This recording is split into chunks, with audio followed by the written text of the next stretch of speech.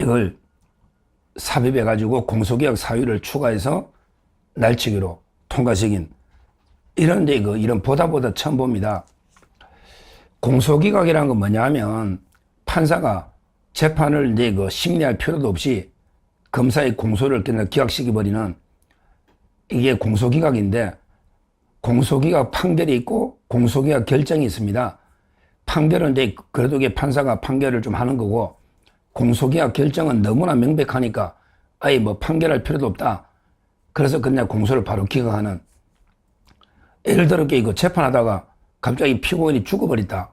죽어버리면 이게 재판이 안 되잖아요. 그럴 때는 이게 뭐 판결할 필요도 그냥 공소기각 결정 뭐 이런 식으로 한다 이 말이죠. 근데 이번에 공소기각 사유를 2가지를 추가한 거예요. 와, 이런 처음 봅니다. 우리 공소기각 사유가 기존에 6가지 있는데 거기에 이거 2가지를 추가해가지고, 첫째는 중대한 위법 수사. 그러니까 수사를 이게 중대하게 위법하겠다. 이런 경우는 이제 공소기각 한다는 거죠. 그 다음에 그 소추 재량의 현저한 일탈. 검사가 기소 재량이 있잖아. 기소할 거냐 말 거냐. 이거는 이제 그 기소 유예 제도거든요. 기소 유예할 거냐, 아니면 이게 기소할 거냐. 이걸 이제 그 소추 재량이랍니다. 이런 이제 그 재량을 현저하게 일탈했다. 이 말은 이제 기소 유예를 해야 되는데 기소 유예 안 하고 기소를 했다. 이런 경우는 공소기각 한다. 이렇게 2가지를 추가한 겁니다. 근데 여기서 이게 단어가 애매모호하죠. 예를 들어 이제 그 중대한 위법 수사. 그러면 이게 뭐가 중대하고 뭐가 중대하느냐.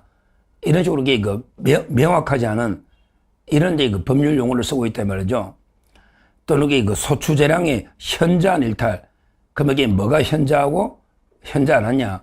이런 식으로 이게 귀에 걸면 귀걸이, 코에 걸면 코걸이 이런 식으로 완전히 뭐 이현령, 비현령 이런 식으로 이게 그 2개를 추가한 겁니다. 이거는 이제 누굴 위해서 추가했느냐.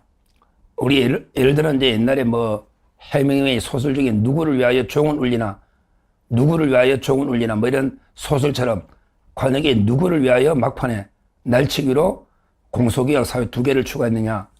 이거는 이제 뭐 볼 것도 없이 바로 이제 그 이재명 공소기각 판결을 받기 위해서 추가한 거죠.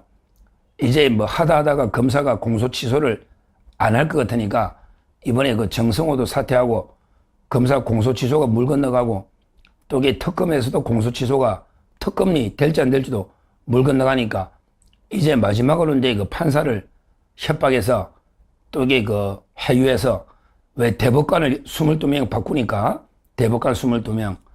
그러니까 당근도 주고 또 이게 그 판사들 말 안 들으면 법 왜곡죄로 처벌하는 채찍도 하고, 이제는 이제 그 법원을 압박해서 공소기각 판결을 받아보자. 이래서 이제 그 공소기각 사유를 2개를 추가했다. 뭐 이거야 이제 뭐 천하가 다 아는 이런 데 이야기죠. 결국 이재명의 그 법원을 압박해서 또는 법원을 해유해서 이재명의 공소기각을 받아보자. 그래서 이게 날치기로 2개의 공소기각 사유를 추가한 겁니다. 자, 여기서 중요한 게요. 그러면 이게 이재명의 공소기각이 가능한가? 결론은 이게 불가능하다는 겁니다. 결국 이 공소기각 불가능해요. 제가 이제 그 4가지 범죄 제명별로 불가능한 이유를 말씀드리면요. 가장 중요한 게 그 박상용 검사가 수사했던 대북 송금이거든요. 대북 송금은 이제 뭐 이화희가 유죄 판결이 확정이 됐고요. 또 이게 박상용 검사가 연어의 해유나 뭐 이런 데 그 불법이 없었다.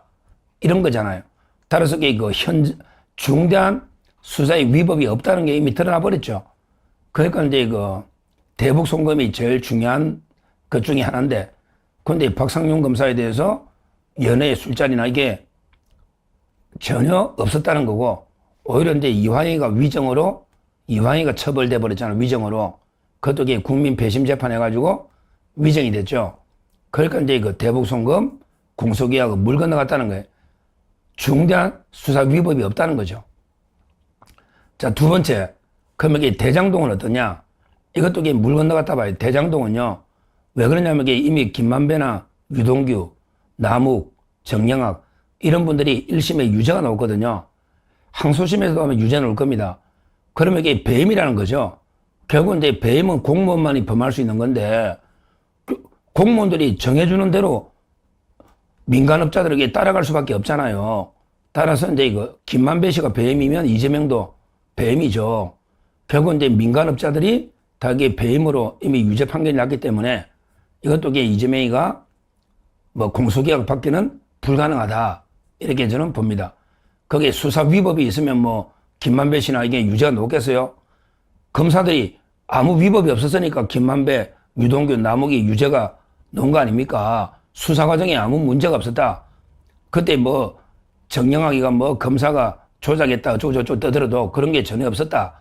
이런 이야기입니다. 결국은 이제 그 대장동도 두 번째 물 건너갔다는 거예요. 자, 세 번째 중요한 게 이고 백현동이 많거든요. 백현동은 이제 그 200억의 배임도 있지만 이재명이 공직선거법에도 백현동이 국토부 협박 때문에 4단계 이거 선거법에도 있잖아요. 그런데 백현동은요, 이재명 측에서 뭐 수사가 잘못됐다 이 말도 못해요.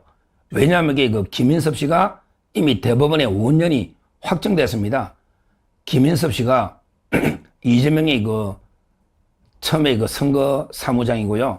별명이 그 허가방입니다. 허가방. 전라도에서 올라와서 이재명이 그 어떻게 보면 이재명이가 형님이라고 하는 인섭이 형, 김인섭이가 거기에 정바울 사장하고 백현동 사업할 때 돈을 이미 그 받아가지고요. 그게 유죄가 대법원에서 징역 5년이 확정돼가지고 김인섭 씨 때문에 그 백현동은 조작됐단 말을 절대 못해요. 지금 아무 말이 없잖아요. 따라서 그 백현동이 이재명이가 2개가 기소돼 있는데 그건 아예 뭐 언급을 안 해요. 수사 과정. 김인섭 씨 자극하면 안 되니까. 결국 백현동에게 물 건너갔다. 그럼 2개가 물 건너가는 거죠. 이게 세 번째 이유입니다. 그리고 이제 마지막에 선거법, 네 번째 선거법이 또 중요하죠. 선거법이 재판 재개대가 100만 원 넘으면 이재명이가 이번에도 당선 무효되고요. 또 이게 2022년에 그것도 위법이 되잖아요. 그래서 제가 돈을 2번 토해내야 된다. 선거법이 100만 원 넘으면 옛날에 2022년에 그 434억 토해내고 그 다음에 이번에 대선도 무효죠. 피선거권이 없는 자가 대선 나왔으니까 그래서 대통령이 바로 끌려 내려오고 이번에 또 한 500억 가까이 토해내면 900억 토해내야 된다. 이걸 제가 몇 번 강조했는데요. 이거는 이제 그 대법원에서 유죄 판결이 났기 때문에 공소기각이 불가능합니다. 형량밖에 못 정하는 거예요. 이미 대법원에 확정 판결이 났다. 이 말입니다.